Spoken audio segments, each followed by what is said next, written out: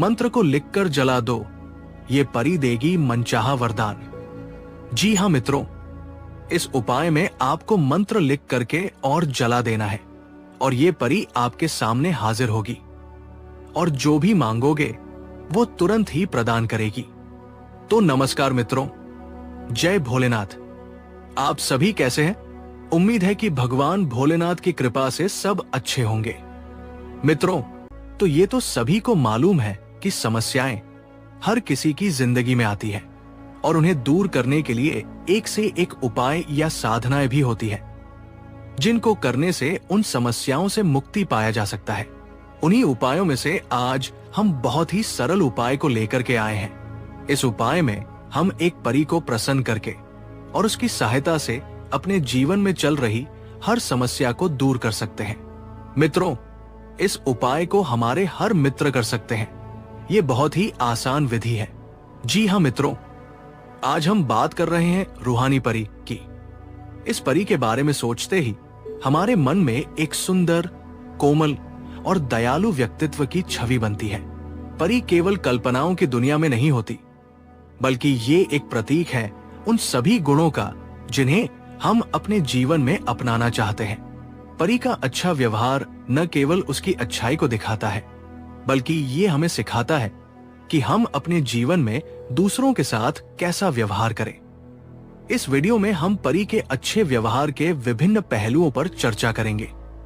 तो पहला है दयालुता और सहानुभूति।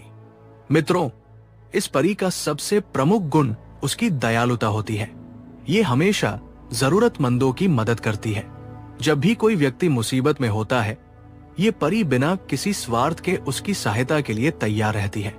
उसकी सहानुभूति उसे हर किसी के दर्द को समझने और उसे दूर करने की प्रेरणा देती है। ये गुण हमें ये सिखाता है कि हमें अपने आसपास के लोगों के प्रति संवेदनशील होना चाहिए। दूसरों की भावनाओं का आदर करना और उनकी सहायता करना एक अच्छे व्यक्ति की पहचान है। दूसरा है ईमानदारी और सत्यता। इस परी का दूसरा महत्वपूर्ण गुण है इसकी ईमानदारी। ये कभी झूठ नहीं बोलती और हमेशा सत्य का साथ देती है।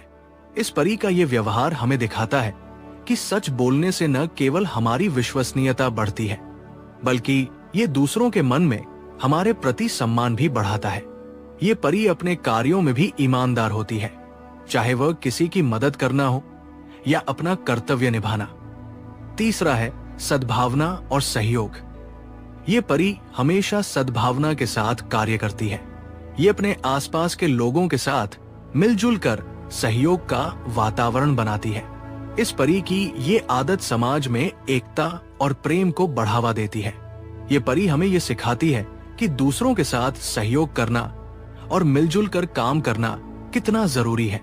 चौथा है क्षमा और सहनशीलता। इस परी का हृदय बहुत बड़ा होता है और वो क्षमा करने में कभी पीछे नहीं रहती।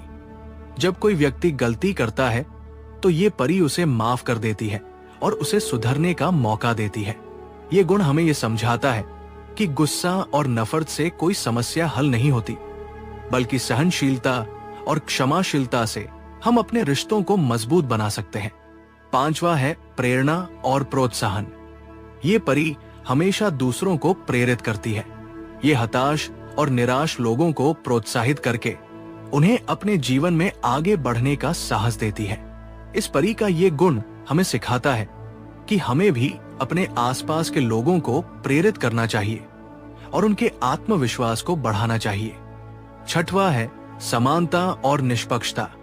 ये परी किसी के साथ भेदभाव नहीं करती, बल्कि ये हर व्यक्ति के साथ समान व्यवहार करती है, चाहे वो अमीर हो या गरीब, बड़ा हो या छोटा। ये गुण हमें ये सिखाता है कि हमें भी सभी के साथ समान और निष्पक्ष व्यवहार करना चाहिए। तो मित्रों, इन सभी आचरणों को अपने जीवन में उतारते हुए यदि आप किसी परी साधना को करते हैं या परी को प्रसन्न करने के उपायों को अपनाते हैं, तो वो बहुत जल्द ही प्रसन्न हो जाती है।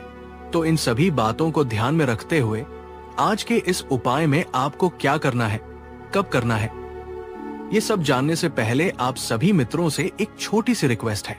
यदि आप हमारे चैनल पर नए हैं, पहली बार आए हैं, तो हमारे चैनल को सब्सक्राइब कर लें और बेल आइकन को दबाना न भूलें, ताकि इस प्रकार की जो छोटी छोटी उपायों या साधनाओं को लेकर हम आते हैं तो उसका नोटिफिकेशन आप तक पहुंच सके।